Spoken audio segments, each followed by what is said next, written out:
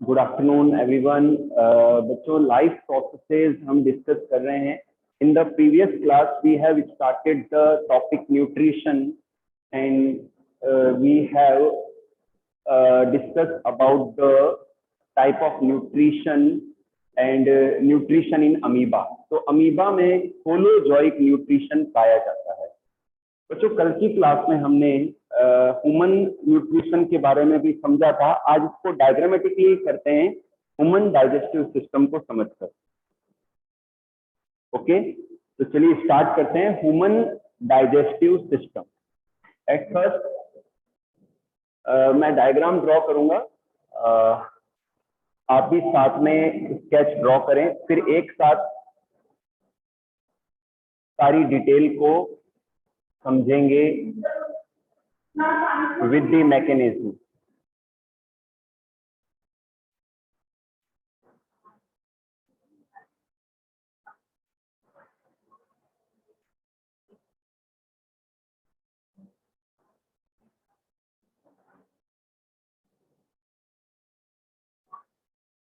Tenth class मैं diagram draw कर रहा हूँ human alimentary canal, human digestive system का, तो आप भी साथ में ड्रॉ करें, फिर एक साथ उसकी सारी डिटेल को समझेंगे, फिर उसके डाइजेस्टिव सिस्टम के मैकेनिज्म को भी समझेंगे।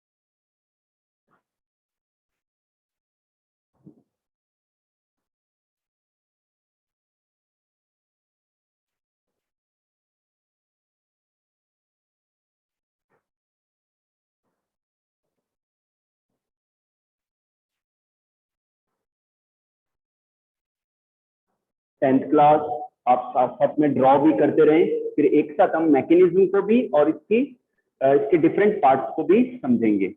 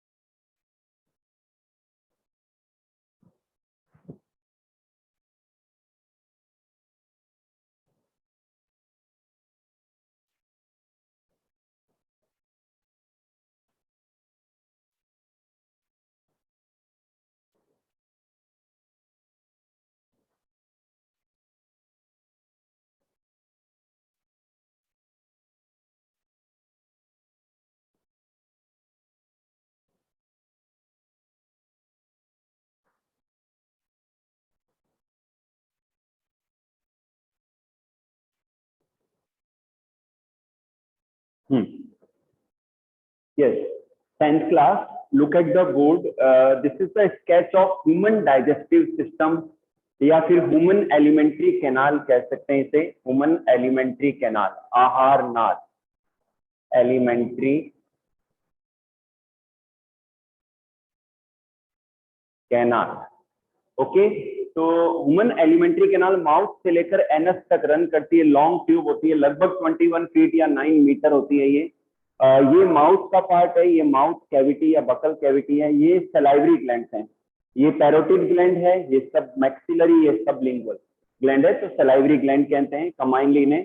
सलाइवरी ग्लैंड सलाइवा रिलीज करती है माउथ कैविटी के अंदर, और ये जो पार्ट है ये फेरिंक्स है, ये जो पार्ट है ये एपिग्लॉटिस है, ये जो पार्ट है ये ईसोफेगस है, ये क्या है, ईसोफेगस है। और हाँ,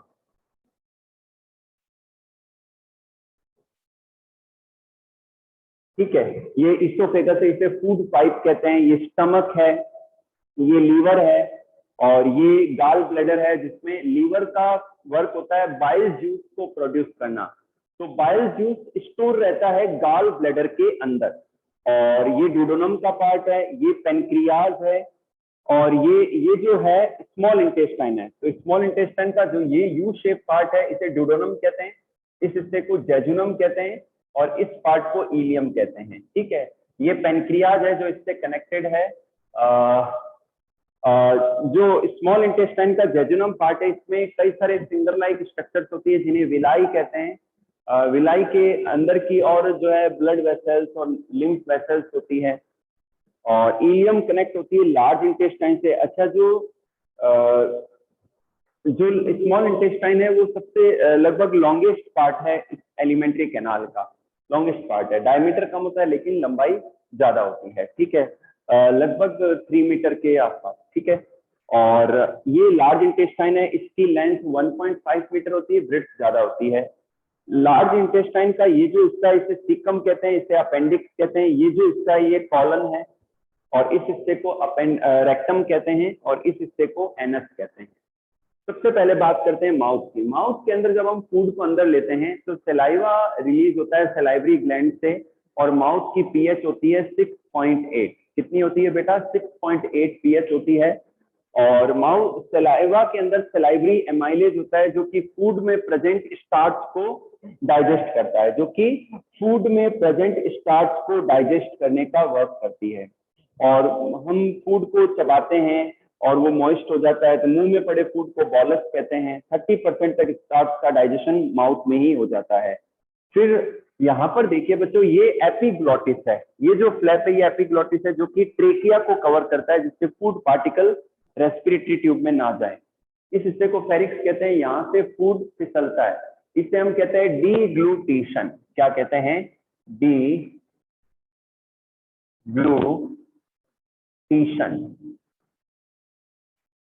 डीग्लूटेशन कहते हैं इसे, ओके। और इसे डीग्लूटेशन कहते हैं।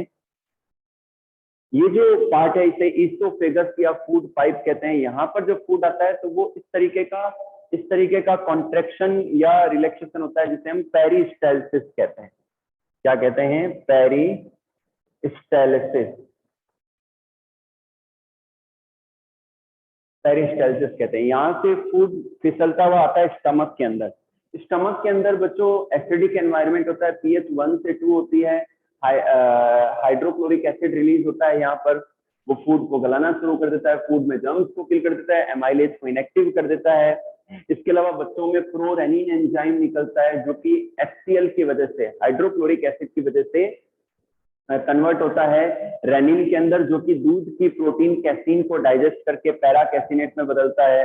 बड़ों के अंदर पेप्सिनोजन रिलीज होता है जो कि HCl की प्रेजेंस में पेप्सिन में कन्वर्ट होता है। पेप्सिन प्रोटीन को डाइजेस्ट करना स्टार्ट कर देता है और उसको सेमी चेन में डिवाइड कर देता है, तोड़ देता है, ब्रेक कर देता है। स्टमक में फूड की चर्निंग होती है, स्टमक में पड़े फूड को काइम कहते हैं। अच्छा, एक चीज ध्यान रखना बच्चों, डाइजेशन मुंह से स्टार्ट हो चुका है तो जो लॉन्ग चेन्स है फूड कंपोनेंट्स की वो स्मॉलर चेन में टूटती है।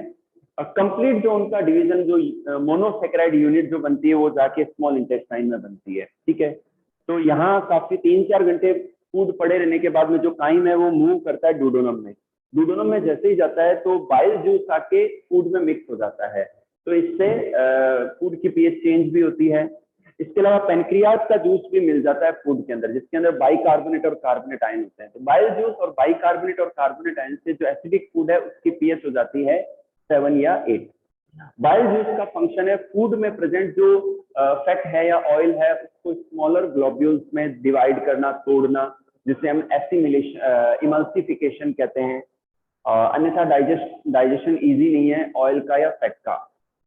जो पेनक्रियाज है, पेनक्रियाज से जो पेनक्रियाटिक जूस रिलीज होता है, फूड में मिक्स होता है, उसमें बाइकार्बोनेट और कार्बोनेट आयन तो है ही।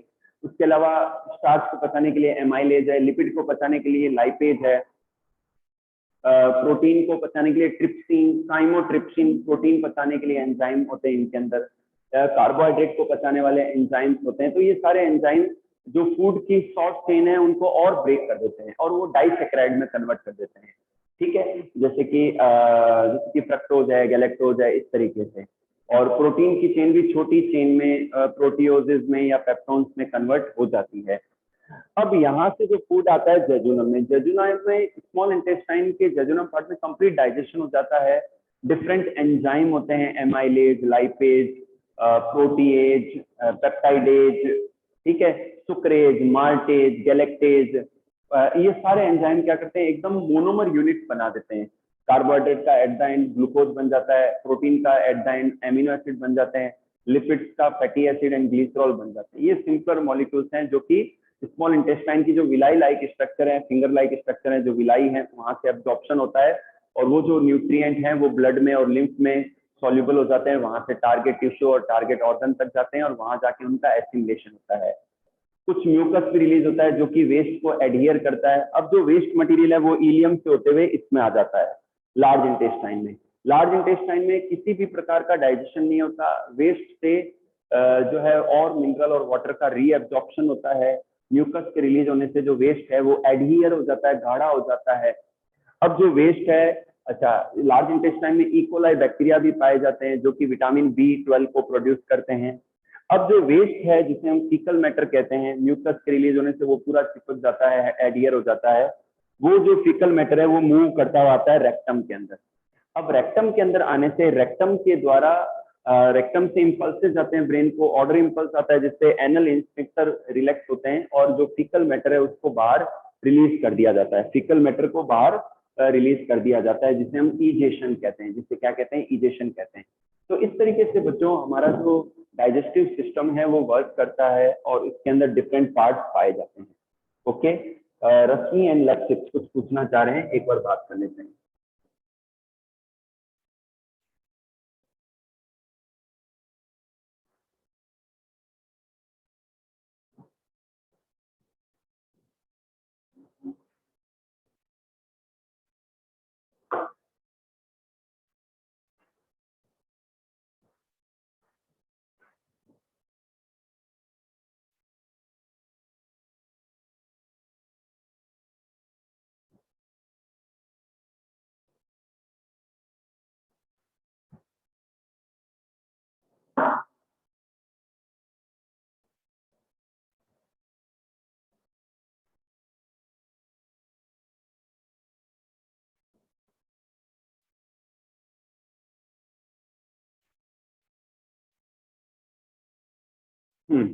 The next topic is respiration.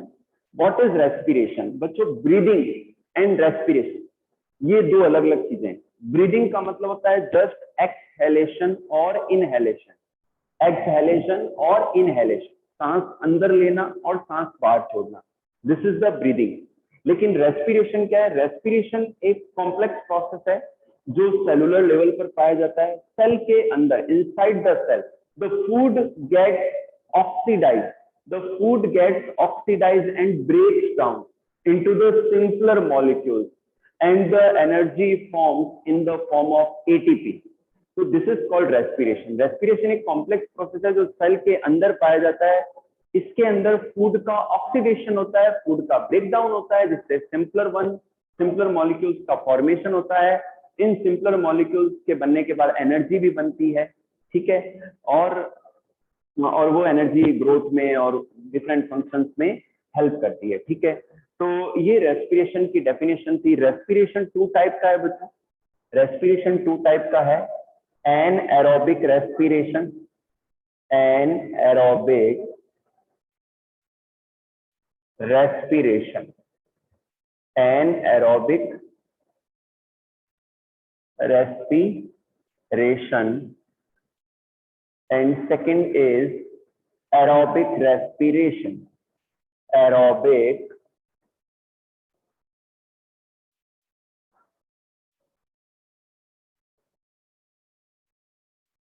anaerobic respiration and aerobic respiration, anaerobic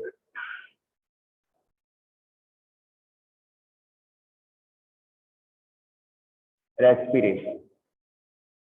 The anaerobic respiration is found in bacteria, in yeast, in lower organisms, and in sometimes in the stage of excessive exercise in our muscles. Bacteria में, yeast में और excessive exercise के समय हमारी muscles के अंदर एनाएरोबिक respiration पाया जाता है। तो पहले हम यीस्ट और बैक्टीरिया में देख लेते हैं यीस्ट के अंदर कैसे होता है। यीस्ट के अंदर glucose H12O6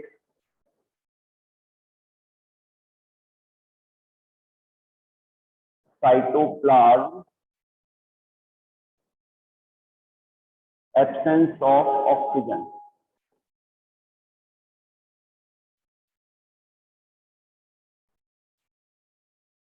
absence of oxygen, 2C3H4O3, pyruvic acid.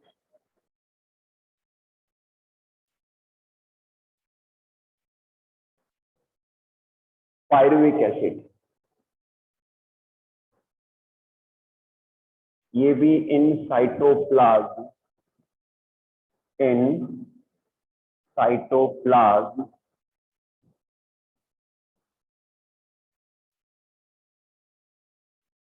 और इन साइटोप्लाज्म हो गया। एब्सेंस ऑफ ऑक्सीजन, तो क्या बनेगा इसमें, 2C2H5OH plus 2CO2 plus 2ATP। ठीक है, ये क्या है, इथाइल अल्कोहल है,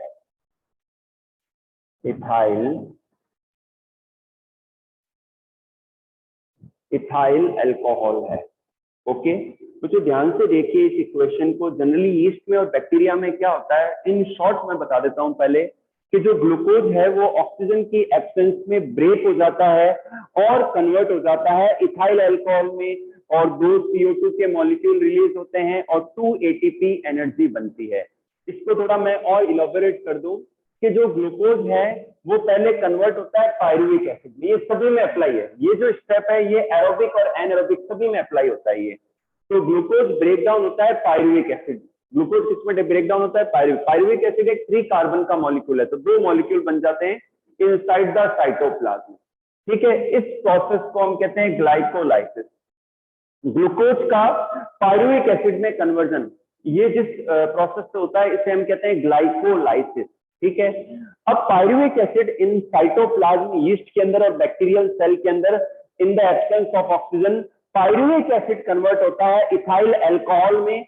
इथाइल अल्कोहल में N2 कार्बन डाइऑक्साइड के मॉलिक्यूल रिलीज होते हैं और 2 ATP के मॉलिक्यूल भी बनते हैं, 2 ATP मॉलिक्यूल भी फॉर्म होते हैं। अंडरस्टूड बच्चों, ये बैक्टीरियल सेल में भी पाया जाता है ऐसा। आगे बढ़े, चलिए। इसी तरीके से मसल सेल्स के अंदर भी, मसल सेल में जब हम एक्सेसिव एक्सरसाइज करते हैं, रनिंग करते हैं, तो जितनी डिमांड होती है ऑक्सीजन की उतनी फुलफिल नहीं हो पाती है, उससे पहले कंज्यूम हो जाती है ऑक्सीजन।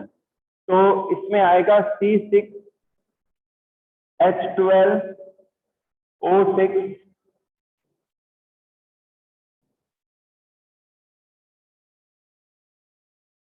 इन साइटोप्लाज्म,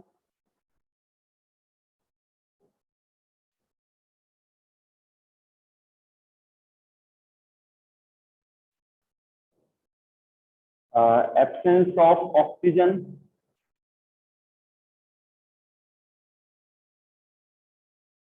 ठीक है, पहले बनेगा पायरुविक एसिड,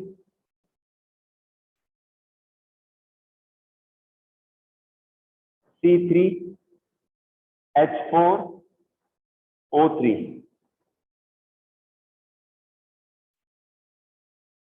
ये है pyruvic acid.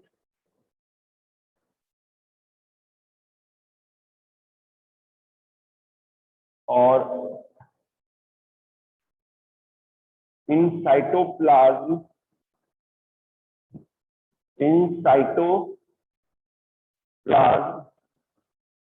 in the absence or lack of oxygen से क्या बनता है, 2CH3CHOH, ये फॉर्मूला है लैक्टिक एसिड का, ठीक है। हाँ, ध्यान से देखिए बच्चों, इस इक्वेशन को मसल सेल्स में भी कई बार जब ऑक्सीजन की जो नीड है उतनी सप्लाई नहीं होती है, या जितनी नेक्स्ट सप्लाई होती है उससे पहले कंजप्शन हो जाता है, तो लैक ऑफ ऑक्सीजन की वजह से जो है लैक्टिक एसिड का फॉर्मेशन होता है। तो यहाँ भी इक्वेशन को ध्यान से देखिए, ग्लूकोज पहले कन्वर्ट होता है पायरुविक एसिड में, दिस इज कॉल्ड ग्लाइकोलाइसिस। और ग्लाइकोलाइसिस लैक ऑफ ऑक्सीजन की कंडीशन में लैक्टिक एसिड में कन्वर्ट हो जाता है और मसल्स के अंदर, लेग्स के अंदर जो हमारे पाँव है वहां पर क्रैम्प्स आना स्टार्ट हो जाते हैं। अंडरस्टूड बच्चों? चलिए, तो ये था एनारोबिक रेस्पिरेशन का part which happens in the absence of oxygen. The next is aerobic respiration. The next is aerobic respiration. Aerobic respiration is found in the presence of oxygen. लेकिन one process is same in both anaerobic and aerobic respiration, which is the glycolysis. यानी कि glycolysis का जो step है जिसमें pyruvic acid का formation होता है वो दोनों में सेम है। ठीक है, तो अपन ले रहे हैं aerobic respiration. Aerobic respiration, aerobic respiration.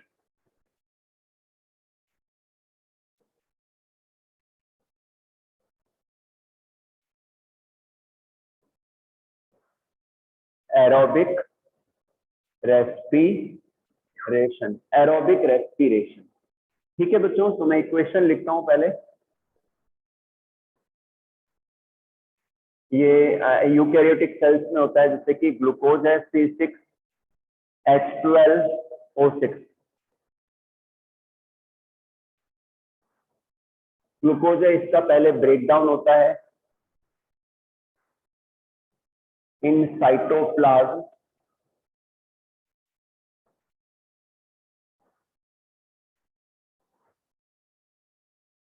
और इस स्टेप को हम कहते हैं ग्लाइकोलाइसिस। ग्लाइकोलाइसिस। ठीक है, इससे क्या बनेगा? Pyruvic acid C3H4O3। तो पायरुविक एसिड के दो मॉलिक्यूल बन जाते हैं। पायरुविक एसिड, पायरुविक एसिड के 2 मॉलिक्यूल्स का फॉर्मेशन हो गया बच्चों। ठीक है, 2 मॉलिक्यूल्स का फॉर्मेशन हो गया यहां पर। ठीक है, अब देखिए आप,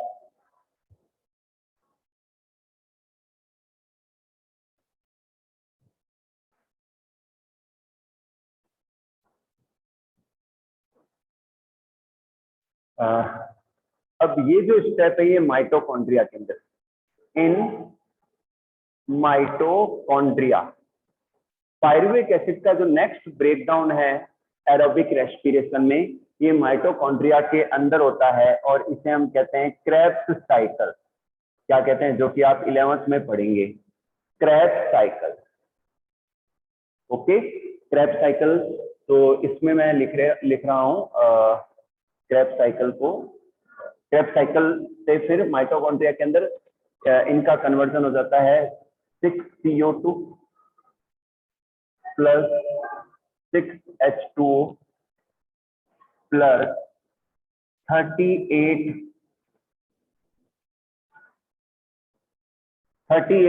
ATP और 36 ATP और 686 किलो कैलोरी।